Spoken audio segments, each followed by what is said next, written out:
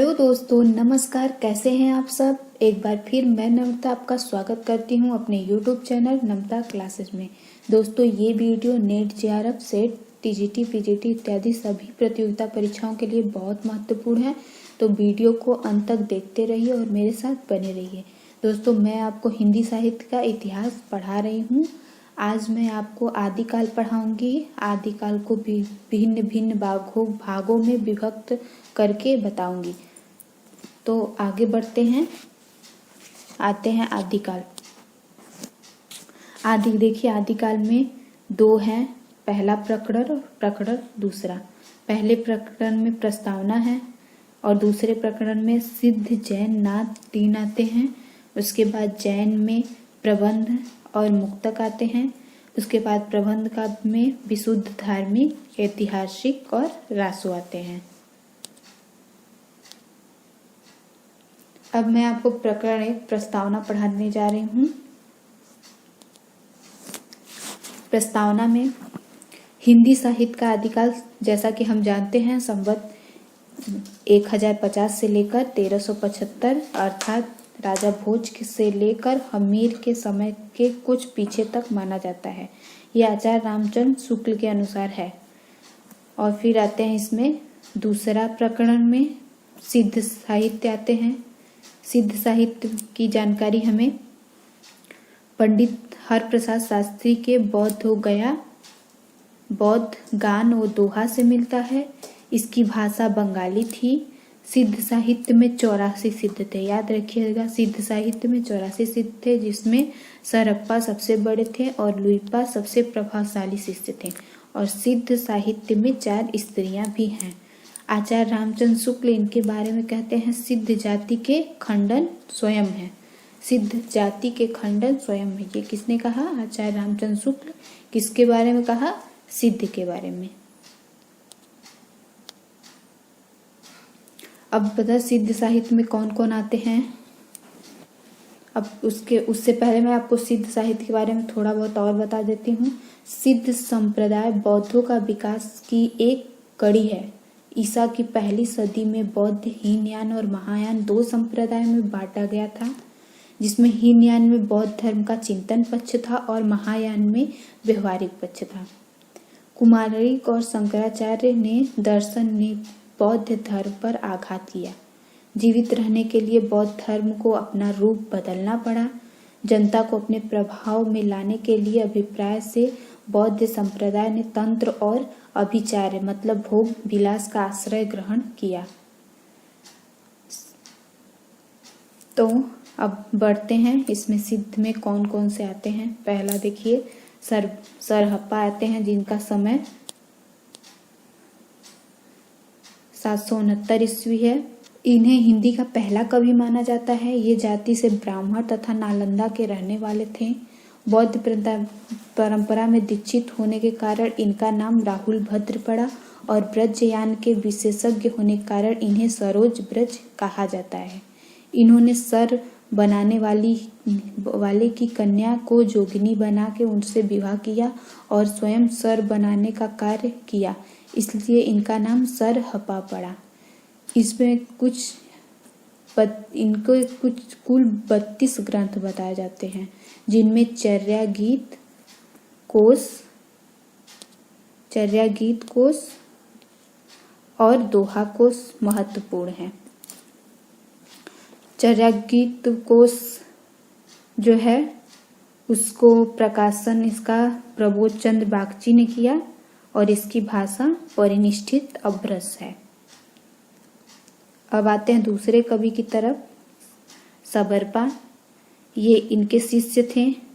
सबरपा के गुरु सरहप्पा हैं। ये 780 ईस्वी में इनका जन्म हुआ था और इनका जन्म क्षत्रिय कुल में हुआ था। ये लुइपा हैं, इनके गुरु थे और सरहप्पा के शिष्य थे। और इनकी रचना है चर्यापद, जो अवहट्ट में लिखा गया।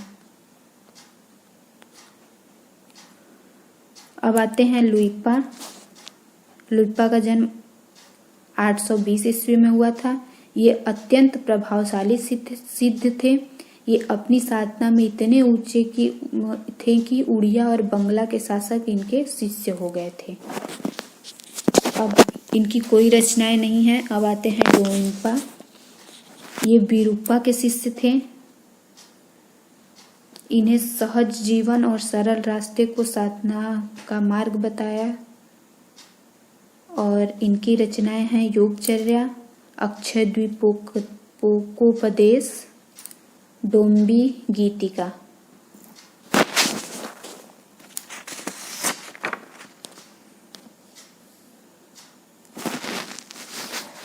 अब आते हैं जैन साहित्य।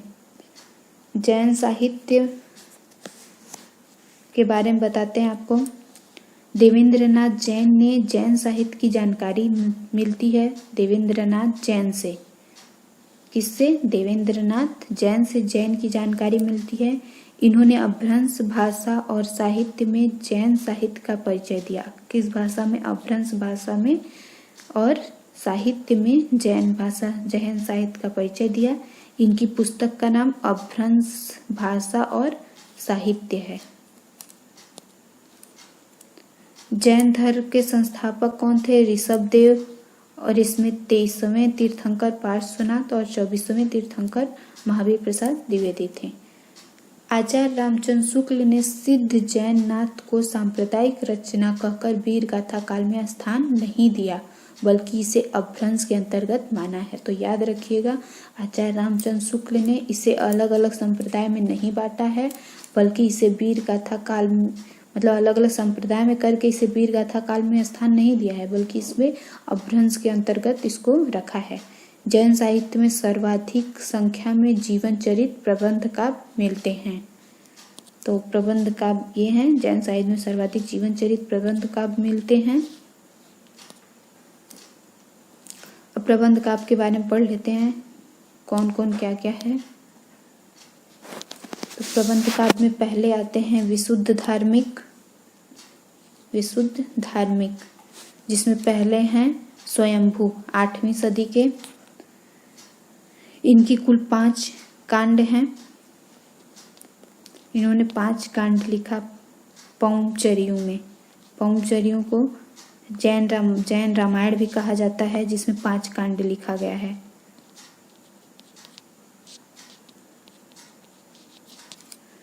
पांच कांड विद्याधर कांड था, अयोध्या कांड था, सुंदर कांड, युद्ध कांड और उत्तर कांड।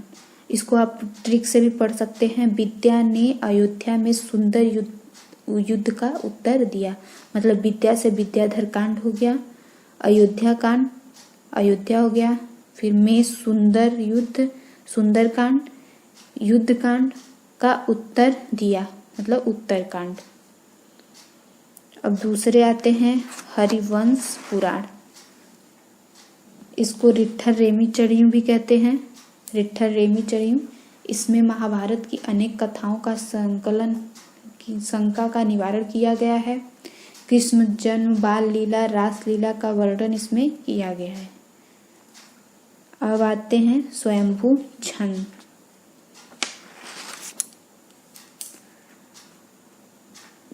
अब दूसरे कवि हैं इसके विशुद्ध धार्मिक के पुष्यदंत, जिसका जीवन काल 10वीं सदी है। इन्होंने महापुराण लिखा, महापुराण, नागकुमारचर्यू और जसहरचर्यू। महापुराण इसमें जैन धर्म के 24वें तीर्थंकर मतलब महावीर स्वामी का और 12वें चक्रवर्ती 9 वासुदेव और 9 बलवंत की कथा है। इसमें नायक विवाहोपरांत श्रुति पंचमी व्रत के फल का वर्णन है। दूसरा है नागचर्यू, इसमें 30 त्योहार व्रत आदि का वर्णन मिलता है। जसहरचर्यू यह हिंसा के दुष्परिणामों को प्रदर्शित करने के लिए लिखा गया है। तीसरे कवि हैं पद्मकृति 10वीं सदी, ये पासचर्यू इनकी रचना है। इन्होंने 23वें तीर्थंकर पार्श्वनाथ के चरित्र को लेकर ये रचना की है, पासचर्यू।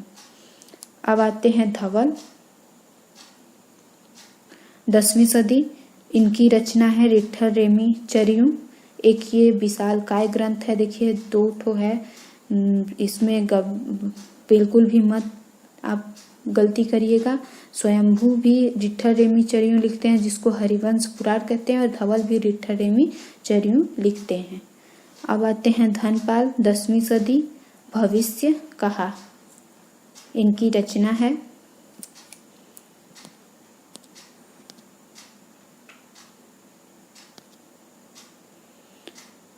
अब हम मान लेते हैं ऐतिहासिक ग्रंथ को।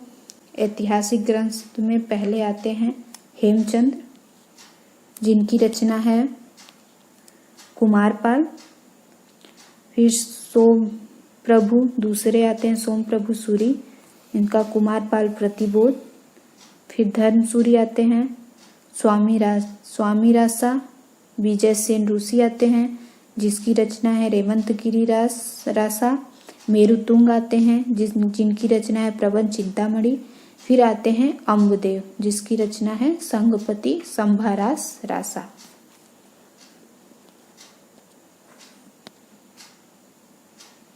अब आते हैं रासो साहित्य। रासो साहित्य में देखिए कितने लेखक हैं। पहले आते हैं शालिभद्र सूरी, इनकी रचना है भरतेश्वर बाहुबली रास, जिसके संपादक कौन है? मुनिजिन विजय। मुनिजिन विजय ने इसका संपादन किया है। इसमें अयोध्या के ऋषभ देव के पुत्र भरत, उनके भाई बाहुबली के युद्ध का वर्णन है। गणपति चंद्र गुप्त ने इसे हिंदी साहित्य का प्रथम रचना व शालिभद्र सूरी को हिंदी का प्रथम कवि माना है। किसने? गणपति चंद्र गुप्त ने भरतेश्वर बाहुबली रास को प्रथम रचना माना है और शालिभद्र सूरी को प्रथम कवि माना है। अब आगे आते हैं कवि आगसू। यह 13वीं सदी के कवि हैं, जिन्होंने चंदनबाला रास लिखा। इसमें जैन श्राविका चंदनबाला के ब्रह्मचर्य, सतीत्व, संयम और उत्कर्ष का चित्रण है। फिर आते हैं तीसरे जिनी धर्मसूरी, जिनका समय 13वीं सदी है। इन्होंने स्थूलिभद्र रास लिखा। इसकी रचना राजकीय षड्यंत्रों, कर्मचारी ईर्ष्या का बृहद वर्णन, जिसमें कोसा नामक वेश्या, स्थूलिभद्र और इनके गुरु भाई मुनि तीनों पात्रों का वर्णन है। विजय सेन सूरी 13वीं सदी में लास्ट कवि हैं। यह रचना ऐतिहासिक प्रधान रास ग्रंथ है। इसमें यात्रा, संघ, मूर्ति का वर्णन है। अब अगर आप इसको ट्रिक से याद करना चाहते हैं तो लेखकों का ट्रिक लीजिए। उनके पहले नाम से साली आगसू जीनी पर विजय किया। साली ने आगसू के जीनी पर विजय किया। ये ट्रिक याद रखिएगा। और इसकी रचनाओं का ट्रिक जो है वो है साली भरत आगसू चंदन, साली भरत आगसू चंदन, धर्म स्थूल विजय गिरी। साली भरत आगसू चंदन, धर्म स्थूल और विजय गिरी।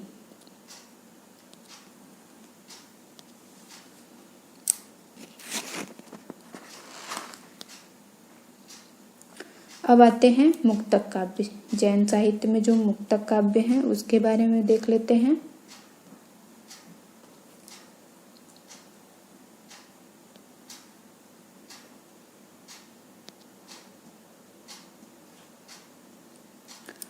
जो इंदु आते हैं पहले कवि जो हैं वो जो इंदु हैं, जिन्होंने परमार्थ प्रकाश और योगसार लिखा। ये दोनों जो दोनों रचनाएं हैं वो हैं आध्यात्मिक ग्रंथ हैं। जो इंदु का समय 7वीं सदी और 8वीं सदी के बीच माना जाता है। 7वीं 8वीं सदी के बीच माना जाता है इनका समय। दूसरे हैं देवसेन की रचना जो है वो श्रावकाचार है। श्रावकाचार्य, इसे हिंदी का पहला रचना माना जाता है। श्रावकाचार्य को हिंदी का पहला रचना माना जाता है और इसे श्रावक धम्म दोहा भी कहा जाता है। तीसरे हैं सुप्रभाचार्य, 10वीं 11वीं सदी के बीच इनका जन्म हुआ था। इन्होंने सुपबु भड़ई ग्रंथ लिखा। फिर आते हैं चौथे मुनीराम सिंह, 11वीं सदी, इन्होंने पाहुर दोहा लिखा। पाहुर दोहा में दोहों का उपहार दिया गया है। और राम सिंह जैन जो है वो रहस्यवाद के, मुनीराम सिंह जो हैं वो रहस्यवाद के बहुत बड़े कवि माने जाते हैं।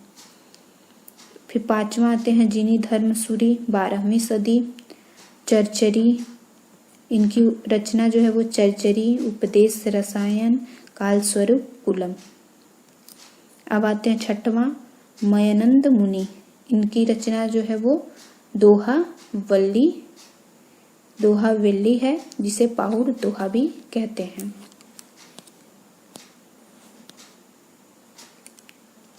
अब आते हैं नाच साहित्य। नाच साहित्य जो है इनकी जानकारी हमें पीताम्बर दत्त बरथवाल, जिनका जन्म 1930 है, से मिलती है। यह हिंदी के प्रथम शोधकर्ता है और तथा गोरखबानी इनकी प्रथम शोध ग्रंथ है। राम कुमार वर्मा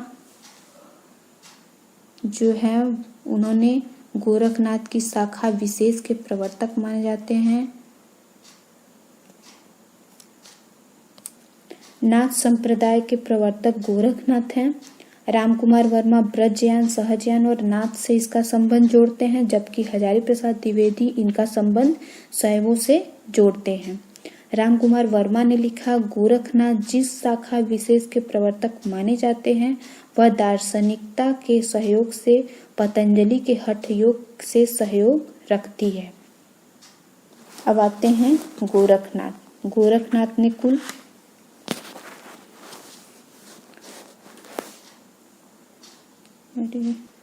गोरखनाथ नाथ संप्रदाय के प्रवर्तक हैं। इन्होंने मच्छंदर नाथ की नारी भोग प्रधान साधना पद्धति का विरोध किया और हठ योग की परंपरा को विकसित किया। निरीश्वर शून्य को ईश्वरवादी बनाना, जिसे अलंक निरंजन बनाना। अब इनकी रचना जो है वो देख लेते हैं। गोरख शतक, रवैन बोध, चतुर्शिका स्थायन योग, योग चिंतामणि, ज्ञानामृत, योग सिद्धांत पद्धति, विवेक मार्तन, सिद्ध सिद्धांत पद्धति, प्राण संकलन, आत्मबोध, महेंद्र रोमावली, गोरखबोध, ज्ञान तिलक इत्यादि हैं।